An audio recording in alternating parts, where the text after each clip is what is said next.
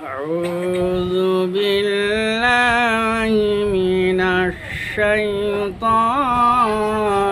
الرجيم بسم الله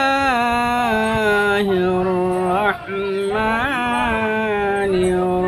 الرحيم ولو أن أهل القرى آمنوا واتقوا لفتحنا عليهم بركات من السماء والأرض আল্লাহ রাব্বুল আলামিন বলেন ওলাউ আন্না আহলাল কুরা আমানু দেশের লোকেরা যদি আমি আল্লাহর উপর ঈমান আনার মতন ঈমান আনায়ন করত ওয়াত্তাকাওয়ার ভয় করার মতো যদি ভয় করত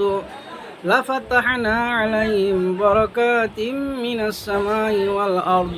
আমি রব্বুল আলামিন আসমান জমিনে যত বরকতের দরজা আছে প্রত্যেকটি বরকতের দরজাই খুলে দিতাম।